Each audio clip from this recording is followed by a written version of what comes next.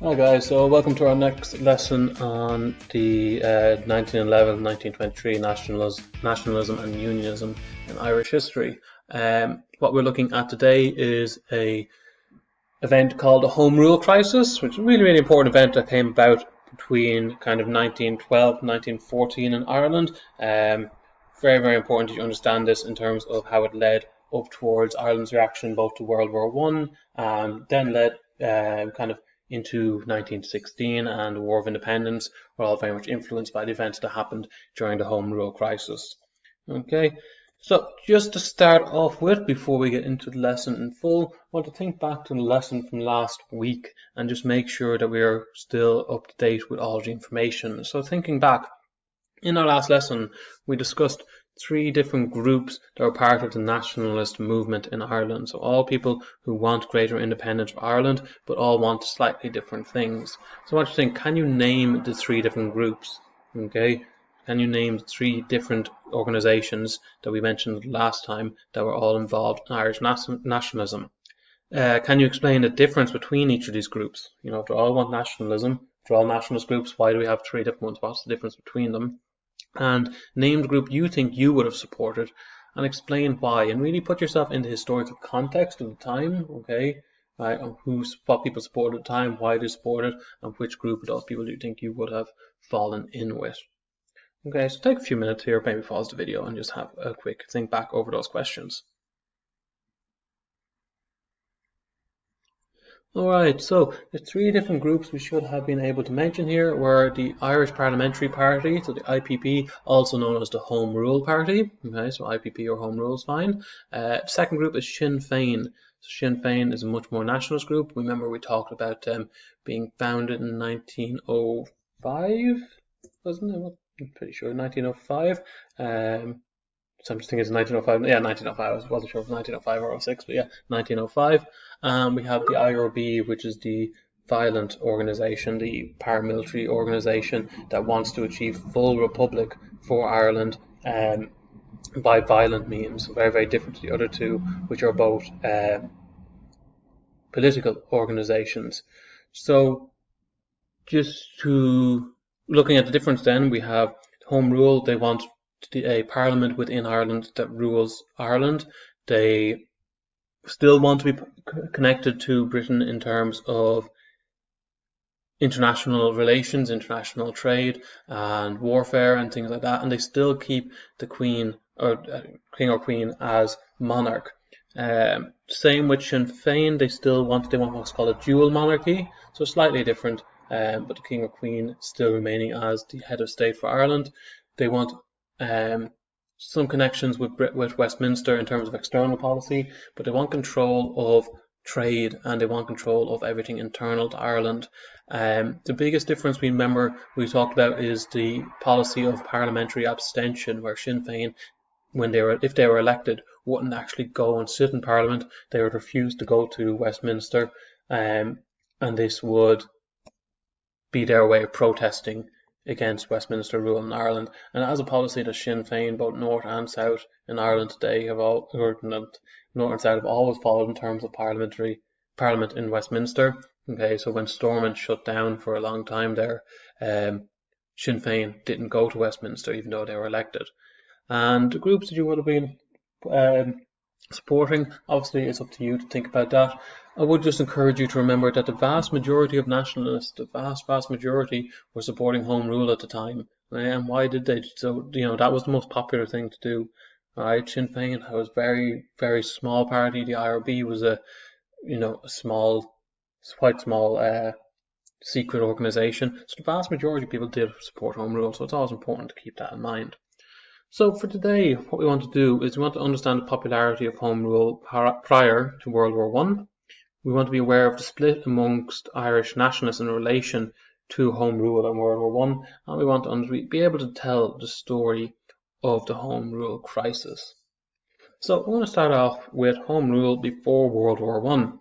And there's a few questions here to listen out for. The information is also in your booklet, so please do use the booklet to get information about this as well. So the questions are: how many times did Home Rule bills for Ireland get introduced in Westminster? Which political party in Britain was more open to supporting the Home Rule bills? Was it the Conservatives or the Liberals? I'm sorry, they should have capital letters there.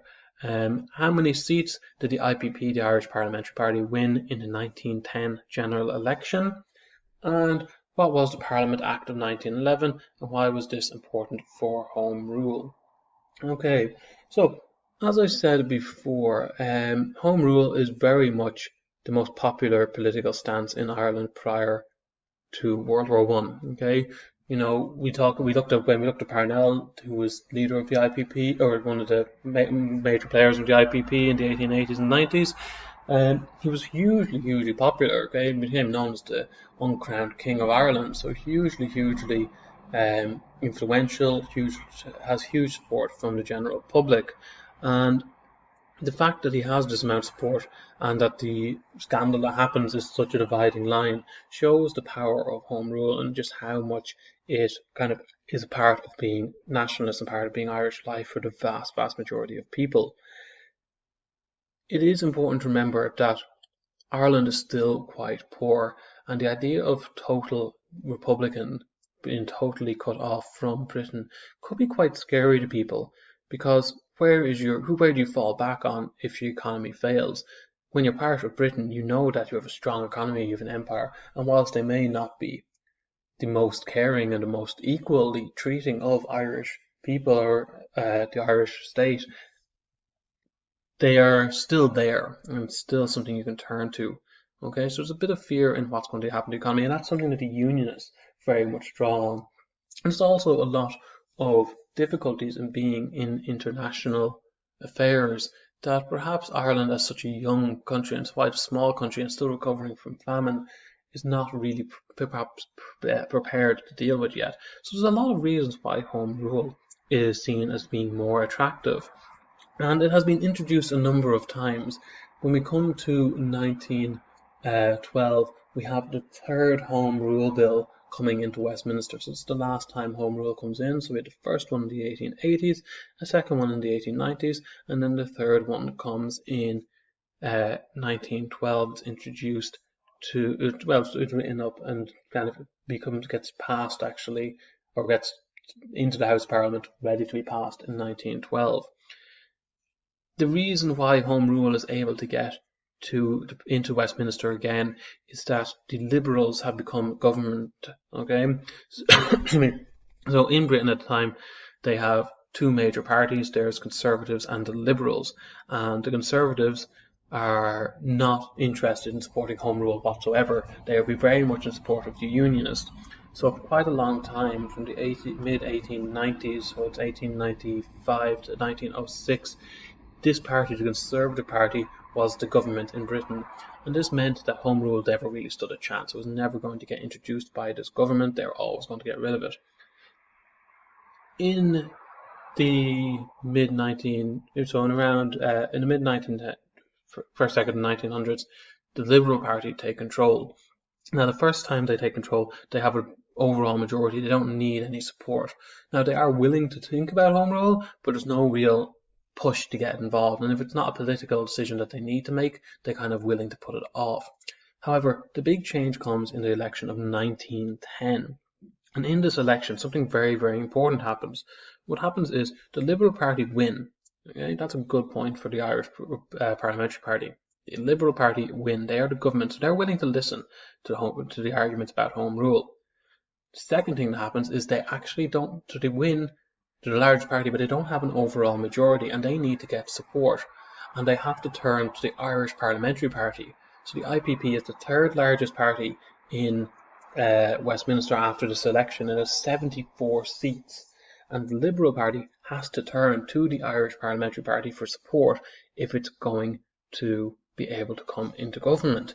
And so now, not only do we have a party who are willing to listen to Home Rule, we have the Home Rule Party also as part of government, and they are going to push this through. Alright, so this election in 1910 is really important because it gets Home Rule very much to the fore. Okay, there's one big thing that still stands in the way. So we now have a party, governmental party, and a majority of people in government who are going to support passing a Home Rule bill. However, The issue is that the English Parliament is made up of two houses. There's the House of Commons and the House of Lords. Okay, now this is the same in most countries. In Ireland, we have the Dáil and we have the Seanad. Okay, so we've discussed this in CSBE for most of us, so you should be aware of this. And basically, the Dáil in Ireland, or the House of Commons in England, is the one that we hear most about. And they're the ones that make laws, that vote on things, discuss everything. They're the ones that really run the country. However, there's another house called the House of Lords. And the House of Lords are there as a kind of a way of checking things. Okay? A way of making sure that, the House of Commons doesn't just do whatever it wants, just a double check on everything. And you need to get the House of Lords support if you want anything to pass. Now, the big issue that happens is that the House of Lords is quite a conservative place in general. And then after this election, when the IPP and the Liberals are in government together, the House of Lords is not in support of them. Okay, it is at least not in support of Home Rule. Right, it is very much a conservative body, and they have the power to veto any bill that comes before them to stop it becoming law. Okay, so what they actually need to do now is something a little bit different. They need to deal with this problem because the House of Lords can stop things happening. And so what's introduced is called the Parliament Act of 1911. And what this means is that it changes the power of the House of Lords and says that the House of Lords can no longer veto and totally get rid of a bill. But what they can do is they can delay it for 2 years. So they can say, no, actually we're going to stop this bill becoming law for the next 2 years, and then it can come back before us again and we can talk about it. But they cannot stop it completely. Okay, so the Parliament Act of 1911, really, really important in that it takes the problem of the House of Lords out of the equation. Now, what's going to happen is Home Rule is going to come before government, it's going to get approved, and this will happen in 1912, so it comes before government in 1912. It gets approved, but the House of Lords vetoes it, and everyone knew this was going to happen. In 1914, it's due to come back up again, and everyone knows that it's going to pass. Okay, so the Liberals and IPP are going to pass it, and the House of Lords won't be able to stop it. And this is how Home Rule is just about to be achieved. Okay, now there is a big situation that comes in here. Okay, and that is World War I, and that's what we're going to move on to next. But just before we do, you might want to have a look at that cartoon on the screen, and you can see here how perhaps Home Rule was not very popular within Britain, as this gentleman in the middle, one of who is a senior politician in Britain, is smoking a cigar called Home Rule, and the others hate the stench of it. Okay, so they very much do not like Home Rule, and this is just kind of example of propaganda of the time. Okay, so Home Rule happens. Okay, so I'll come back, obviously pause there, answer those questions before you move on, and just make sure you're understanding everything we've discussed here. Home Rule is on the cards now. It's been passed in 1912. It's been stopped by the House of Lords, but it's already that in 1914 it's going to become law. Okay. Obviously, not everyone's going to be happy about this, particularly the Unionists. The Unionists are absolutely devastated by this. They do not like this, and they are angry, really, really angry about this prospect. Okay, and they draw up and they come up with a number of ways of protesting against this. The one thing they do is they draw up this document which you can see on the screen, the Solemn League and Covenant. Okay, and what this is that it is a document signed by 200,000 Unionist men, and a similar document is drawn up which is signed by 250,000 Unionist women. So we have 450,000 Unionists signing these documents. So these are people within Ireland. That's, remember, nearly half a million people. That's a very substantial portion of the Irish population at the time. Signing this document and saying that they will not accept Home Rule under any means, and they will do everything they can not to allow Home Rule to happen. And this involves a number of things. So not only do they have this document that they're all signing, right? Document's one thing. They actually start doing a number of other steps in order to ensure that Home Rule, or try to ensure that Home Rule won't be happening. And things they do are, so the Solemn League and Covenant, they hold mass protests, huge mass protests around the country, particularly obviously in the north where the unionism is strongest. They established a force called the UVF, the Ulster Volunteer Force, and this is a new paramilitary force that is willing to use violence to stop this. So they introduced the UVF, and they begin gun running, okay, and they land guns in a place called Larne up in Northern Ireland, where they are bringing guns in to the country illegally in order to arm this paramilitary force. So they're very much ready for a fight, and they're ready to fight for what they believe is right. And remember how many people are going for this.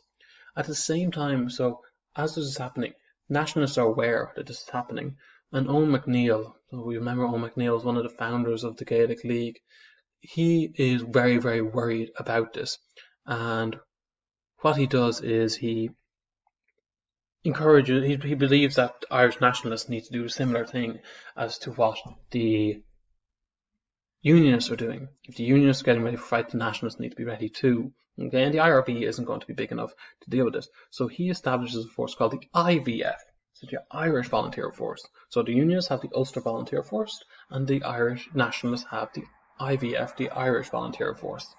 And they do a similar thing in that they start gun running as well. They start getting guns, illegal guns, into the country, and they land them at Howth in North Dublin. So you all know where Howth is.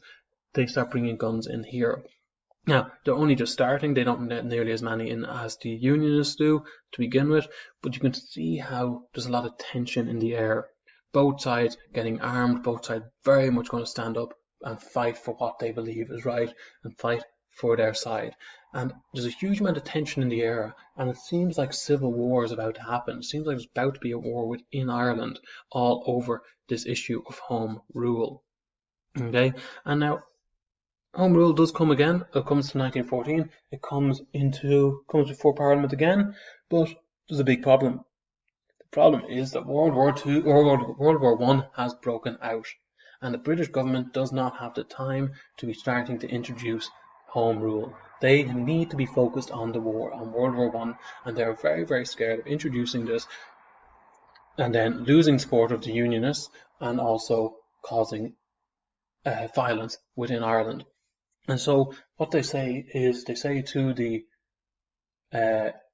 nationalists, look, Home Rule is going to come true, but we can't deal with it now. We want to delay it until this war is done. Now that's a big, big issue. What happens is there's different sides obviously react differently. The Unionists are quite happy about this, and the Unionists immediately, as per loyal British people, sign up in huge numbers to join the British Army to fight in World War I, and there is maybe the belief there that if they are shown to be loyal, they won't be abandoned as they feel Home Rule would have been doing to them. They have to show that they're part of Britain. On the other side, the Irish volunteers have a different reaction. Okay, so I'm just going to pause here again. We've been going through quite a lot there. There's a few more minutes left. We just need to go through one more thing. So maybe pause here, have a look at these questions before we move on. Okay, so World War I happens. We have this tension in Ireland, but we're asked to put everything on hold. Edward Carson, leader of the Unionists, encourages all of the Unionists to go and join the British Army, and they do in huge numbers. Okay, the Irish volunteers are divided. Some of them believe that joining the British Army would actually be a good thing. They believe that you need to, under Home Rule, Ireland would still have a connection with Britain, and therefore shouldn't totally turn its back on Britain now. And they also believe that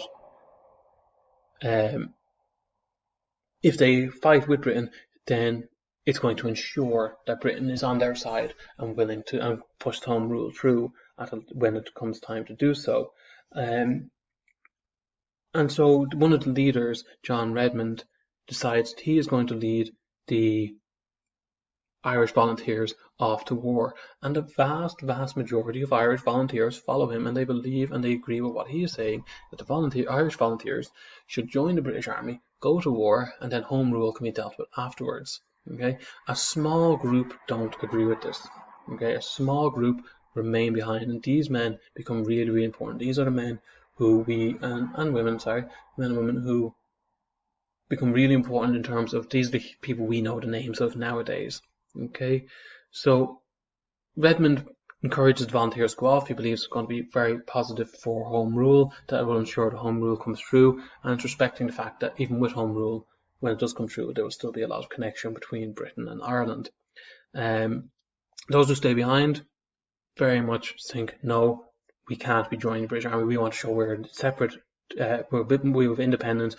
These are people who are oppressing us, and we don't want to be involved in fighting alongside them. Okay, so very, very much the Irish volunteers become very divided over this, and that's hugely important to what's going to come up over the following years. One thing to be aware of now is that whilst nationalists and unionists both joined the British Army, there is definitely a bit of inequality here. The unionists are allowed to form their own division, whereby all of the unions joined are fighting together and fighting in one division for the most part. Nationalists, however, are not allowed to form their own division and are put into all different divisions. And you can see here where unionists are being given a bit more comfort, nationalists are kind of being divided out across the army, not being given the same level of comfort or recognition. One thing you do also have to remember is that this is the vast majority of Irish nationalists the vast majority of volunteers are going off to war. Okay, it's not a small group who are betraying nationalism. That is the vast majority of nationalists are going off to take part in this war. And nationalists and unions march together and fight together, and all issues around Home Rule and all the issues around their politics in Ireland are dropped and forgotten, and they fight side by side, and they sing and they march, and they're very much united as part of the British Army. So we've gone through quite a lot here this morning, okay? There's a lot of information in what I've just after saying to you. So again, we're going to pause here, go through this information, questions on the board, okay? And that is pretty much where we're going to leave it for today, okay? I would encourage you also just have a look at some of the sources. Tomorrow or in our next lesson will be a live lesson, and we'll go over some of this information if there's anything you're unsure of, and we'll be looking at a few sources around us as well. Okay, thanks for listening, guys. I'll see you in our next lesson.